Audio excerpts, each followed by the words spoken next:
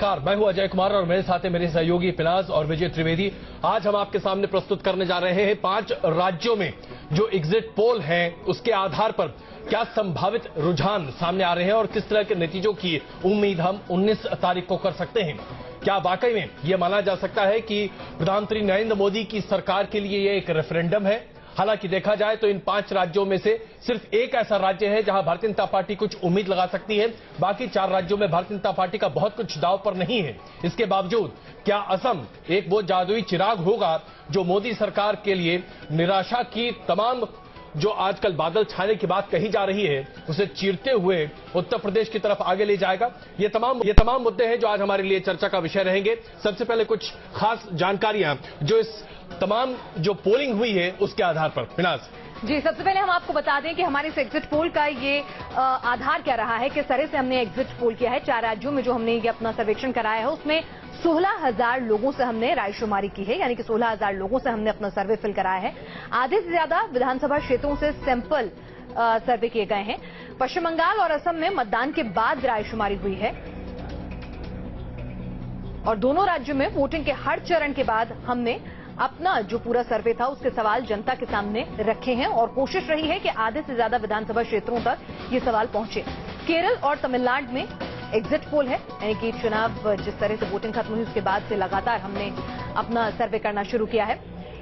इस तरह के पोल में आमतौर पर जो स्विंग फैक्टर रहता है वो +-3% का रहता है। उसी आधार पर हमने अपनी गणना जो है वो तैयार की। बिल्कुल, तो हमने आपको विस्तृत जानकारी दी जिसके आधार पर अब हम आपके सामने सबसे पहले असम के जो रुझान है वो आपके सामने रखना चाहते हैं। एक ऐसा राज्य जिसे लेकर भारतीय जनता पार्टी और कांग्रेस के बीच में जबरदस्त खींचतान है। वहां पर क्या स्थिति बनती दिखाई दे रही है? सबसे पहले हम आपको बताना चाहेंगे 126 सीटों की इस विधानसभा में जो प्रस्तावित उम्मीद निकल कर आ रही है, ऐसा लग रहा है भारतीय जनता पार्टी गठजोड़ के खाते में 63 से 67 सीटें जा सकती हैं, जबकि कांग्रेस गठजोड़ के खाते में 47 से 51 सीटें जा सकती हैं। AIUDF इसके खाते में 7 से 11 सीटें जाने की संभावना है। अन्य के खाते में 2 से 4 सीट जाती हुई दिखाई दे रही है। ये अभी न्यूज नेशन का एग्जिट पोल का और पोस्ट पोल का ये दरअसल आप प्रोजेक्शन देख रहे हैं। हम आपको अब पेश करते हैं कि क्या है वोटिंग परसेंटेज और किस आधार पर दरअसल इस सीटों के निष्कर्ष पर हम पहुंच रहे हैं। भारतीय जनता पार्टी गठजोड़ के खाते में तकरीबन 43% मतदाताओं का रुझान जाता दिख रहा है, जबकि कांग्रेस गठजोड़ के खाते में 35% रुझान है। तो यह प्रस्तुत कर रहा है एक ऐसी तस्वीर जिसके आधार पर यह कहा जा रहा है कि हां, आज भारतीय जनता पार्टी बढ़त बनाकर अपने दम पर अपनी सरकार असम में बनाने के तरफ अग्रसर हो रही है। लेकिन यह हम आपको बता रही है हमारे एग्जिट पोल के नतीजे हैं। जब हम आपके सामने 19 तारीख को बैठेंगे तो शायद तस्वीर बदल भी सकती है। मुख्यमंत्री के पद पर अभी भी सबसे बड़ी बात यह है कि तरुण गोगोई जो कि लगातार 15 साल से वहां पर मुख्यमंत्री हैं, उन्हें लेकर अभी भी सबसे ज्यादा पसंद लोग कर रहे हैं और भारतीय जनता पार्टी के उम्मीदवार के तौर पर सोनोवाल को 41% लोग ही पसंद कर रहे हैं, जो कि अपने आप में कई प्रस्तुत करती है अलग अलग तरह की चुनौतियां। भारतीय जनता पार्टी से श्याम जाजू हमारे साथ मौजूद हैं, शोभा ओझा जी कांग्रेस से, अमीर हैदर साहब CPI से, वरिष्ठ पत्रकार NK सिंह साहब, उर्मिलेश जी, गिरिजा शंकर जी, सुब्रतो मुखर्जी जी इस वक्त हमारे साथ मौजूद हैं। कुछ ही देर में चेन्नई से हमारे साथ राजेश सुंदरम वरिष्ठ पत्रकार जुड़ेंगे और उसके साथ साथ राजेश जुड़े हुए हैं और उसके साथ साथ बाबूलाल करीम साहब TMC से भी हम से जुड़ेंगे। सबसे पहले श्याम जाजू जी, जो एग्जिट पोल के और पोस्ट पोल के रुझान आ रहे हैं असम को लेकर, जिसके हिसाब से हम ये प्रोजेक्ट कर रहे हैं कि आपकी सरकार वहां बन सकती है, जिसके आसार काफी ज्यादा प्रबल, आपकी सरकार लगभग हमारे हिसाब से बनना तय है, तो हम ये माने कि आज आपका कार्ड वहां चल गया। कांग्रेस के तमाम जो एंटी इनकम्बेंसी वोट है वो आज आपके पास है।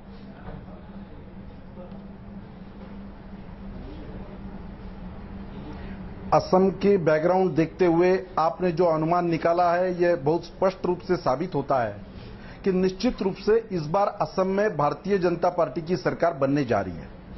2011 के चुनाव और 2014 के चुनाव की बैकग्राउंड अगर ध्यान में ली जी तो 2011 में 5% तक सिमटी हुई हमारी पार्टी 2014 में 20.5% वोट हमने लिए और 126 विधानसभा सीटों में से 69 सीटों में हमें बढ़त मिली थी।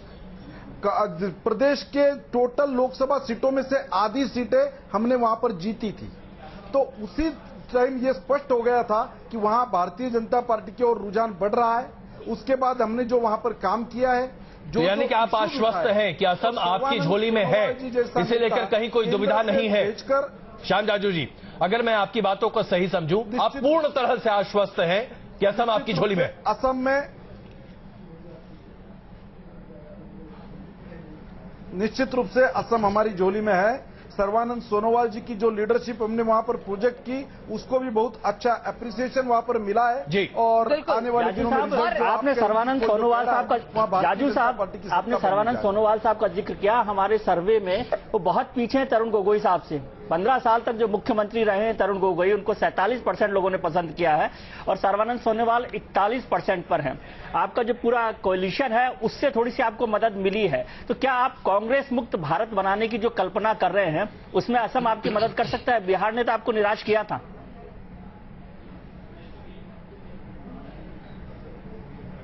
निश्चित रूप से असम में वो हमारी कंसेप्ट स्पष्ट हो रही है और जो एस्टेब्लिश मुख्यमंत्री रहता है उसके तुलना में अवेलेबल बेटर चॉइस असम वालों ने सर्बानंद सोनोवाल जी की ही कही है।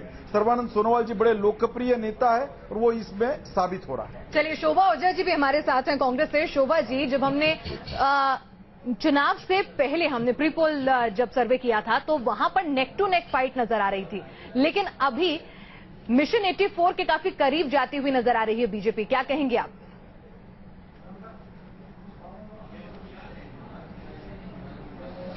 देखिए, मैं समझती हूं कि जो असम में चुनाव फर्स्ट और सेकेंड फेज का 2 फेज में चुनाव हुए थे जी। फर्स्ट फेज में निश्चित हमको जो आशा थी, हमको उतना हम कहीं समझ रहे हैं कि उससे थोड़े से कम सीट हमें मिलेंगी, पर सेकेंड फेज का चुनाव जैसा हमने सोचा था वैसा ही गया है और सेकेंड फेज बहुत अच्छा गया है हमारे लिए। और जो हमारे भाई बैठे हैं भारतीय जनता पार्टी से, वो कह रहे हैं कि सीएम कैंडिडेट के बारे में उनने चर्चा करी, तो अगर 15 साल के बाद भी गोगोई साहब एक अच्छे, आपके सर्वे के हिसाब से ही अच्छे सीएम या बेस्ट चॉइस माने जा रहे हैं जी। तो वो बाकी की कहानी पूरी बयां कर देते हैं कि जो 15 साल सीएम रहने के बाद आज भी लोग, जनता अगर उसी सीएम को सबसे ज्यादा चाहत दिखा रही है सीएम के प्रति, तो निश्चित ही वो सरकार के प्रति दिखा रही है, ये मान के चलना चाहिए। इसलिए मैं समझती हूँ, लेकिन आप अभी आशा छोड़ना नहीं चाहूंगी। मुझे मेरे पास वक्त पूरा विश्वास है कि हम 4 राज्यों की बात करने जा रहे हैं, इसलिए मैं आप सबों से गुजारिश कर रहा हूँ बहुत संक्षेप अपनी बातें रखें। सिंह साहब, क्या हेमंत विश्वास का ना होना, अलग होना कांग्रेस से एक बड़ा घातक कदम रहा और भारतीय जनता पार्टी ने जिस तरह से 11 विधायकों को अपने साथ शामिल किया था चुनाव से ठीक पहले, ये एक तरह से मास्टर को माना जा सकता है असम को लेकर, अगर यही रुझान सही निकलते हैं तो? जी हाँ, मुझे लगता है ये रुझान में बहुत ज्यादा इसमें तरमीम करने की जरूरत नहीं है।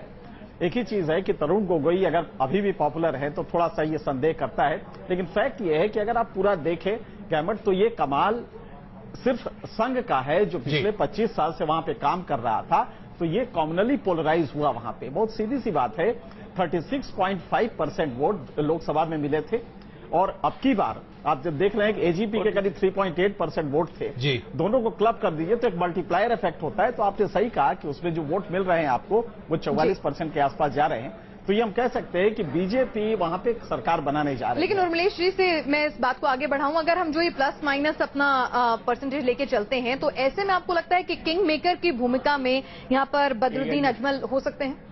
देखिए, ये इस बात पर निर्भर करेगा कि अगर क्लियर कट मेजॉरिटी अगर आ जाती है भारतीय जनता पार्टी गठबंधन को, तो फिर अजमल साहब की भूमिका कुछ नहीं रहेगी। लेकिन इन केस अगर बिल्कुल कांग्रेस और बीजेपी गठबंधन दोनों बिल्कुल आसपास हैं, तो निस्संदेह अजमल की भूमिका बहुत महत्वपूर्ण हो जाएगी और अजमल साहब लगभग बिल्कुल साफ है कि वो कांग्रेस के साथ जाएंगे, इसमें तो कोई दो राय नहीं है। देखिए, एक बात जो आप लोगों के सर्वे से भी निकल के आ रही है कि मुख्यमंत्री के रूप में तरुण गोगोई का कोई जवाब नहीं। इतने वर्षों के बाद भी अगर उस आदमी की लोकप्रियता में ज्यादा कमी नहीं आई है, उसके खिलाफ एक विरोध में कोई माहौल नहीं है, तो कोई तो बात है। लेकिन हाँ, गिरिजा जी कि अगर अलायंस का जो कॉम्बिनेशन देखा जाए तो उसमें बीजेपी ने वाकई, जो अजय कह रहे थे, उन्होंने कांग्रेस पार्टी के एक ऐसे दबंग नेता को तोड़ा जिसको माना जा रहा था कि भविष्य में तरुण गोगोई का वो विकल्प बनेगा। तो कांग्रेस पार्टी ने मैनेज नहीं किया अपने अंदर के जो कॉन्ट्रडिक्शंस थे, जिसका फायदा बीजेपी ने उठाया। ये एक पहलू है। गिरिजा जी, जैसे अजय कह रहे थे, क्या अब 2 साल पूरे हो गए मोदी सरकार के और 2 साल के बाद ये चुनाव के नतीजे आने वाले हैं, तो आपको लगता है कि ये 2 साल का रेफरेंडम माना जा सकता है मोदी सरकार के लिए?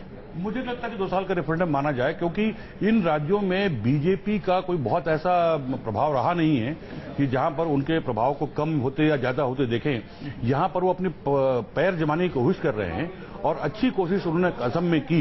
पोलराइजेशन मुझे लग रहा है, जैसे सिंह साहब कह रहे हैं, पोलराइजेशन के थ्रू पैर जमाने की बहुत सही है पोलराइजेशन, क्योंकि उनके जो एजेंडा है उसको एजेंडा के लिए असम बहुत फर्टाइल जगह रही है। और जिस तरह से उन्होंने कांग्रेस में तोड़फोड़ की और जो नेता अपना उन्होंने प्रोजेक्ट किया, जो बहुत से राज्यों में नेता प्रोजेक्ट नहीं करने का नुकसान उठाना पड़ रहा था, आप देखेंगे कि उनके जो नेता है उनको 41% उनकी लोकप्रियता है और गोगोई की 47%। तो इतने कम समय में यदि वो 40% की पॉपुलरिटी गेन करते हैं तो वो नेता बढ़िया प्रोजेक्ट करने का भी बड़ा फायदा उनको मिल रहा है। बिल्कुल। अब एक आखिरी सवाल इस असम के ऊपर हम चर्चा कर लें, क्योंकि इसके बाद हमें कुछ देर के लिए रुकना पड़ेगा। श्याम जाजू जी, हमने एक सवाल पूछा था कि क्या कांग्रेस को दूसरा मौका दिया जाना चाहिए, एक और मौका दिया जाना चाहिए। इस पर जो जवाब आया ये अपने आप में बड़ा चौंकाने वाला है, क्योंकि हम सीट प्रोजेक्शंस दिखा चुके हैं और उसमें आपकी पार्टी बढ़त बनाती दिख रही है, लेकिन इसके जवाब में 41% हमारे असम के रिस्पोंडेंट्स ने कहा कि हां, कांग्रेस सरकार को एक बार फिर मौका देना चाहिए, जबकि सिर्फ 36% लोगों ने कहा कि कांग्रेस को दोबारा मौका नहीं देना चाहिए। तो क्या यह माना जाए कि नेगेटिव वोट पर शायद आप ज्यादा काबिज होते दिख रहे हैं? नकारात्मक प्रचार जो बड़े पैमाने पर असम में देखा गया है, यह आपकी यूएसपी रही है। आप खुद अपने एजेंडे को लेकर आगे नहीं बढ़ पाए हैं, आप नेगेटिव वोट पर आगे बढ़ रहे हैं।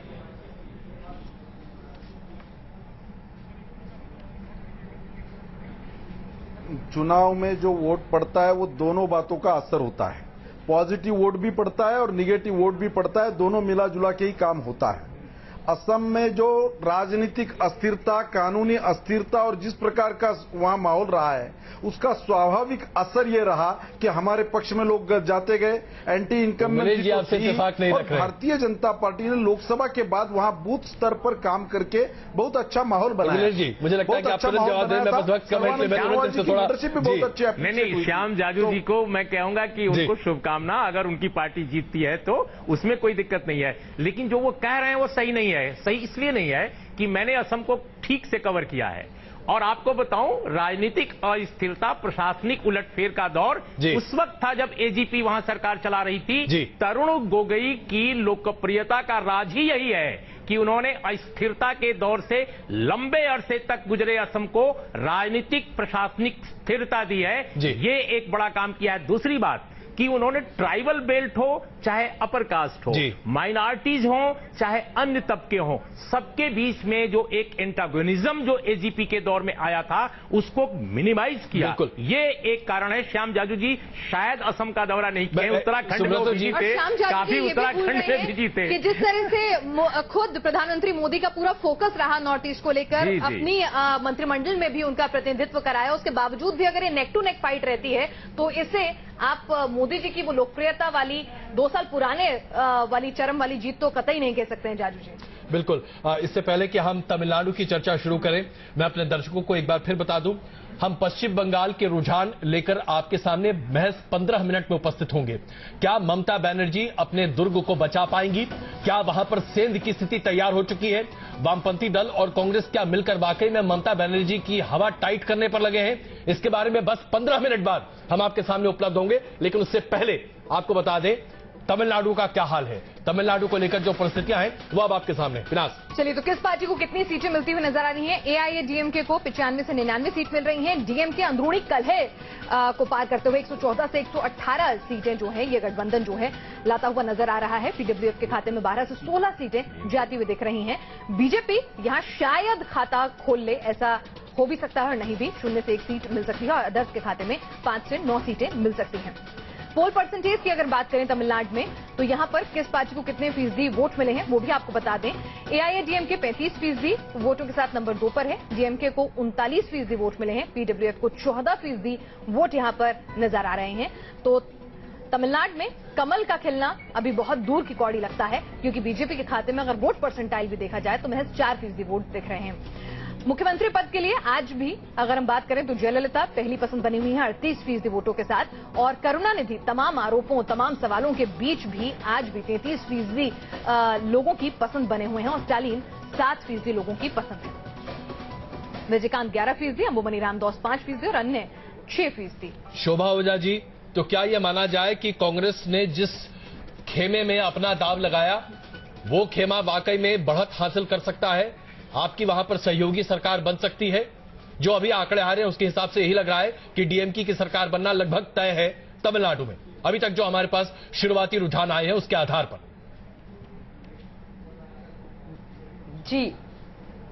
जी, तमिलनाडु में हमारा अलायंस सरकार बना सकता है, क्योंकि खास तौर पे जो फ्लड्स के बाद जो नाराजगी वहां लोगों में आई, जिस तरह से फ्लड्स को हैंडल किया जयललिता सरकार ने, उससे अच्छी खासी नाराजगी जनता में थी। तो वो एक बड़ा कारण रहेगा जयललिता के जाने के पीछे, अगर उनके विपरीत रिजल्ट्स आते हैं तो। राजेश हमारे साथ हैं।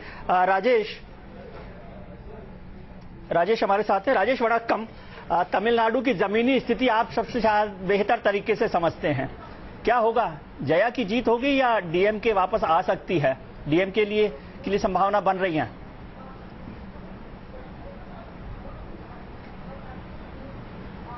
डीएमके के लिए संभावना बनती कुछ दिख रही है, क्योंकि अगर आप देखें जो एंटी इंक्यूम्बेंसी है वो बहुत ज्यादा नहीं है। कई सारी इन्होंने लोक लुभावन चीजें करी हैं, जैसे कि कई चीजें हैं, मिक्सर ग्राइंडर, ये सब चीजें फ्री दी हैं। इसके अलावा जो मैनिफेस्टो है उसमें भी कई सारी चीजें उन्होंने कहा है कि जो औरतें काम करती हैं उनके लिए स्कूटर्स दिए जाएंगे 50% सब्सिडी पे, और शराबबंदी की बात की है, कई सारी चीजें की हैं। लेकिन उनकी अगर मैं बात कहूं तो एंटी इंक्यूम्बेंसी जो है वो कहीं ना कहीं है इधर सबसे ज्यादा, अगर किसी चीज को लेकर है वो है शराब को लेकर। राजेश, क्या कुछ कैश डिस्ट्रीब्यूशन भी हुआ है? जो टैक्समैक है जो सरकार, हाँ जी, क्या आपको लगता है कि कुछ कैश डिस्ट्रीब्यूशन भी हुआ है? दिल्ली में बहुत खबर है कि कैश बांटा गया है। कई कॉन्स्टिट्यूएंसीज ऐसी हैं जहां पर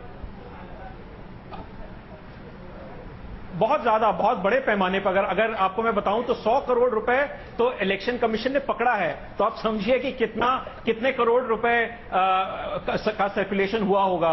अगर मैं बात करूं आपकी, अगर मैं बात करता हूं लोगों से, तो कई जगह कई कॉन्स्टिट्यूएंसीज के लोग मुझे बताते हैं कि 1,500 से 2,000 रुपए तक कई कॉन्स्टिट्यूएंसीज में प्रति वोटर दिया गया है। फ्री बीज और कैश ट्रांजैक्शन, ये आरोप तो तमिलनाडु डाउन साउथ में इस तरह के आरोप तो वक्त वक्त पर लगते रहे। लेकिन अगर हम बात करें, अगर आपसे एक विश्लेषण चाहें कि ऐसा क्या हो गया, क्या सिर्फ और सिर्फ फ्लड की ही नाराजगी इतनी ज्यादा भारी पड़ गई एआईएडीएमके को कि 39 में से 37 सीटें अपने लोकसभा चुनाव में अपने खाते में गई। पोल परसेंटेज भी आपका अच्छा खासा था। डीएमके अंदरूनी कलह से जूझ रही थी, लेकिन बावजूद उसके यहां पर आप पिछड़ते नजर आ रहे हैं।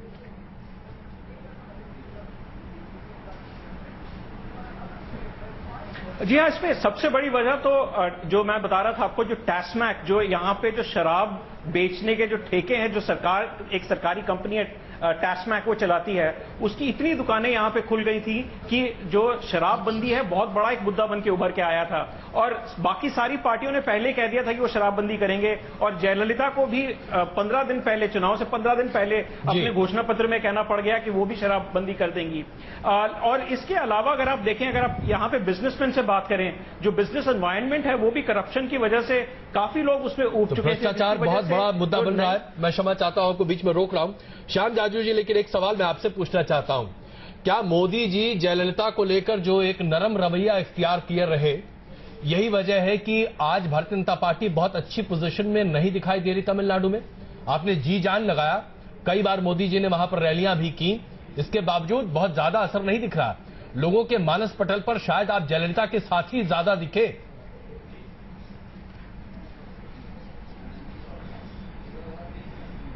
तमिलनाडु की जो राजनीति है वो पहले से ही भारतीय जनता पार्टी का इंफ्रास्ट्रक्चर वहां वीक रहा है। वहां दो ध्रुवीय जो पार्टियों का राजनीति चलती है, वो दोनों पार्टियों से, डीएमके हो एडीएमके हो, दोनों पार्टियों के भ्रष्टाचार से और कुप्रशासन से जनता तंग आ चुकी है। पर उनको समर्थ और सशक्त विकल्प ना मिलने के कारण आज वो जो दिख रहा है वो चित्र वहां दिख रहा है। तो भी हमें उम्मीद है, एक टाइम 2011 में 2.2% वोट लेने वाली हमारी पार्टी 2014 में 5.5% वोट हमने लिया था, और मुझे लगता है कि इस बार हमारा खाता खुलेगा और लोग उम्मीद से हमारे ओर देख रहे हैं। एक ऑल इंडिया पार्टी का भी वहां देखिए, यहाँ इस बार मैं श्याम जाजू जी से सहमत हूं। इस वक्त तमिलनाडु में डीएमके एआईडीएमके दोनों से गहरी निराशा है। अगर आपका सर्वे सही साबित होता है तो उसकी सबसे बड़ी वजह एक ही होगी, अर्बन जो तमिलनाडु है, अर्बन तमिलनाडु। देखिए, भारत में सबसे अधिक अर्बनाइज स्टेट तमिलनाडु है। 60% अर्बन इलाके हैं, 40% रूरल इलाके हैं। अर्बन इलाकों में एआईडीएमके बेहद अपॉपुलर हुई है, अलोकप्रिय हुई है हाल के दिनों में। उसमें बहुत सारे कारण हैं। डीएमके का जो पकड़ है करप्शन के लेवल के बावजूद, वो अर्बन इलाकों में बहुत ज्यादा है, खासकर नॉर्दर्न जो तमिलनाडु है, जो चेन्नई से लेकर वेलूर तक है, इस इलाके में डीएमके की बहुत स्ट्रांग पोजीशन है। अब एक फैक्टर मैं आपके सामने जरूर रखना चाहता हूं कि विकल्पहीनता के कारण डीएमके एआईडीएमके में जनता अगर वोट दे दे पैसे की वजह से, तमाम चीजों की वजह से, वो एक अलग फैक्टर है। लेकिन 1 करोड़ नए मतदाता इस बार तमिलनाडु में आए जो दोनों पार्टियों को कोसते हैं, दोनों पार्टियों से नाराज हैं। वो क्या करेंगे? क्या वो पीडीएफ की तरफ जाएंगे? क्योंकि पीडीएफ ने तीसरा विकल्प बनने की कोशिश की विजयकांत के नेतृत्व में। सामने एक और रिएक्शन प्रश्न रखना चाहूंगा। 1 करोड़ नए मतदाता तमिलनाडु में आए जरूर, लेकिन इस बार जो पैसों का वितरण हुआ है यह भी अप्रत्याशित है। एक ऐसा आंकड़ा सामने आ रहा है, 10,000 करोड़ रुपए सिर्फ कैश फ्लो के तौर पर वोटरों को मतदान करने के लिए बांटे गए हैं। सिंह साहब, मैं आपसे ये समझना चाहता हूं, आज अगर एक कंस्टिट्यूएंसी में विधानसभा में एक विधायक अपनी सीट को जीतने के लिए 6 से 12 करोड़ रुपए कैश के तौर पर लोगों को बांट रहा है, तो इससे बड़ा विध्वंस चुनावी प्रक्रिया के लिए और क्या हो सकता है? नहीं, तमिलनाडु के समाज में ये कोई नई चीज नहीं रही है, ये बढ़ती जा रही है और ये कोड के रूप में वहां पे स्थापित हो गई है। आप देखें, जब जयललिता पे करप्शन का चार्ज लगता है, उनके वोट बढ़ जाते हैं। तो एक अजीब सोसाइटी है जहां इस तरह की चीजों को गलत माना ही नहीं जाता। भ्रष्टाचार यानी कि चोरी करना, घूस खाना, पैसे लेना बिल्कुल सामान्य चीज है, एजुकेटेड है। अजीब लॉजिक है। एक समाज है जहां गवर्नेंस बहुत अच्छा है, ह्यूमन डेवलपमेंट इंडेक्स अच्छा है, लेकिन जब आप इस पे आते हैं तो वो फ्रीबीज ले लेगा, वो एक रेडियो भी ले लेगा, एक ट्रांजिस्टर भी ले लेगा और वो सारे कैश भी ले लेगा और तब वोट कर देगा। साहब, आप इसको फ्री एंड फेयर इलेक्शन मानेंगे? नहीं, कतई नहीं। लेकिन वो इलेक्शन कमीशन का फेलियर आप देखते हैं? बड़ा अच्छा आपने सवाल किया विजय जी। एक्चुअली ये कलेक्टिव कॉन्शियसनेस वहां की क्वालिटी बहुत खराब है। तो शोभा जी से क्यों ना जान लें। शोभा जी, जिस गठबंधन के साथ आज आप बहुत प्रफुल्लित हो रही कि आपकी सरकार बन सकती है, जरा बताइए, पैसों के वितरण पर बनी सरकार और पैसों और फ्रीबी और मिक्सी और टीवी और मोबाइल फोन, इसके जरिए खरीदे गए वोट से बनी सरकार कितनी अच्छी और कितनी बुरी सरकार है, बताइए।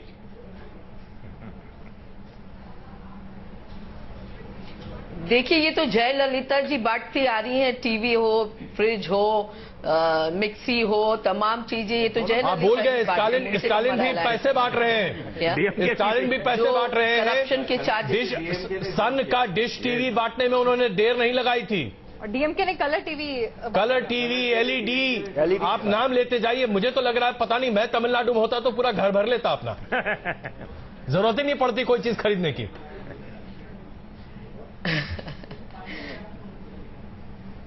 देखिए, ये तो वोटर्स पे है कि वोटर